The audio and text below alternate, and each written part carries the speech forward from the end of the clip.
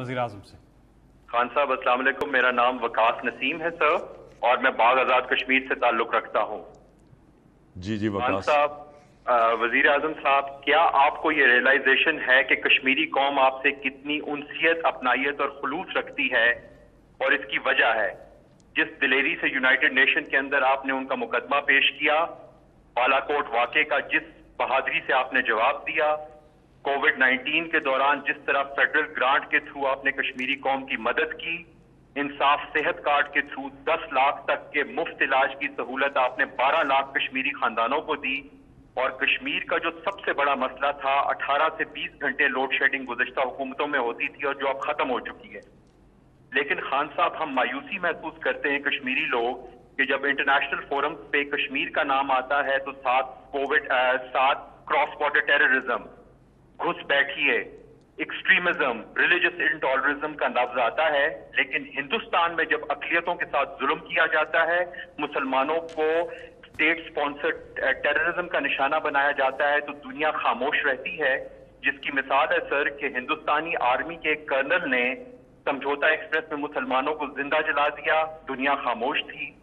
Hindustan navy کا ایک serving commander Balochistan میں کلبھوشن یادو دہشت گردی کرتے ہوئے پکڑا گیا، دنیا خاموش رہی۔ اور اب خان صاحب، جو سب سے خطرناک صورتحال ہے کہ چند دن پہلے 7 کلو یورینیم 235 جو 90% پیور تھی، جو ایٹم بم بنانے میں استعمال ہوتی ہے، وہ ایک شخص کے پاس 9 سال سے موجود تھی اور وہ اسے اسمگل کرنے کی کوشش کر رہا تھا، لیکن پوری دنیا کی میڈیا آؤٹ لیٹس اور انٹرنیشنل فورمز خاموش ہیں۔ کیا جی وقاص، دیکھیں، ایک ریالٹی ہے، یعنی دنیا میں جو مغربی میڈیا، جو مغربی ممالک ہیں، وہ جب یہ ہیومن رائٹس اور یہ ایشوز اٹھاتے ہیں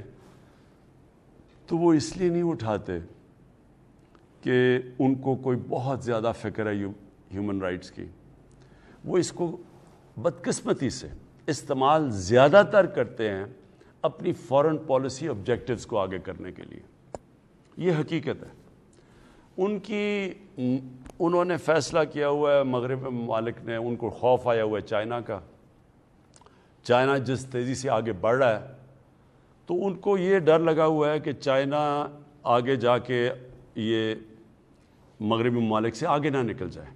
اس لیے انہوں نے یہ فیصلہ کیا ہے کہ ہندوستان کو تیار کریں چائنا کے خلاف ایک مضبوط طاقت بنانے میں۔ تو جب ان کے فورن پالیسی آبجیکٹیوز میں ہندوستان آ جاتا ہے جو کھڑا ہوگا چائنا کے خلاف، جو بالکل یہ احمقانہ سوچ ہے، وہ چائنا کے خلاف نہیں کھڑا ہو سکتا،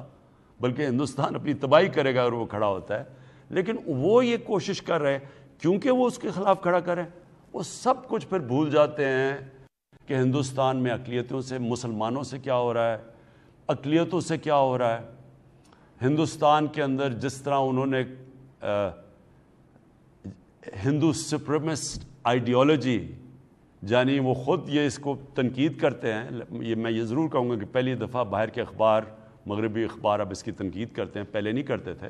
اور اس میں ہمارا پاکستان کا بہت بڑا ہاتھ ہے، ہم نے ہر فورم میں اٹھایا،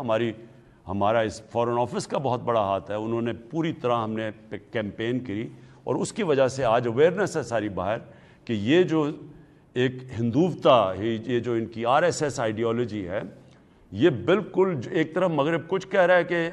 دنیا کو لیکچر دیتا ہے انکلوسیونیس اور ہیومن رائٹس کی، اور دوسری طرف بالکل اس کے خلاف ہے۔ لیکن اس کے باوجود جو ان کو کشمیریوں کے ساتھ کھڑا ہونا چاہیے اس وقت، اور جو ہم نے پوری کوشش کی ہے دنیا میں شعور پیدا کرنے کی، بدقسمتی سے وہ اس طرح کشمیریوں کے ساتھ نہیں کھڑے جو ظلم ہو رہے ہیں کشمیریوں کے ساتھ۔ لیکن میں آخر میں یہ کہنا چاہتا ہوں کشمیر کے لوگوں کو کہ یہ میں بار بار کئی دفعہ سنتا ہوں کہ جی پاکستانی بات چیت شروع کر دی ہے ہندوستان سے، یا پتہ نہیں کیا کر دیا۔ میں آپ کو ایک واضح چیز کہنا چاہتا ہوں، جب تک ہندوستان واپس نہیں جاتا جو 5 اگست کو انہوں نے قدم اٹھائے ہیں، اور جو کشمیر کے اوپر جو انہوں نے اسٹیٹ ہوڈ لی ہے، جب تک واپس 5 اگست کے اوپر واپس نہیں جاتا، پاکستان کی حکومت کوئی ہندوستان سے بات چیت نہیں کرے گی۔ آپ کی کال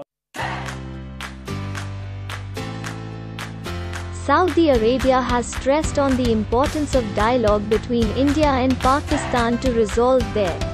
pending issues, including the Kashmir issue. Pakistan Foreign Office released a joint statement between Pakistan and Saudi Arabia after Pakistan PM Imran Khan held talks with Saudi Crown Prince Mohammed bin Salman. Imran Khan is currently on a 3-day official visit to Saudi Arabia.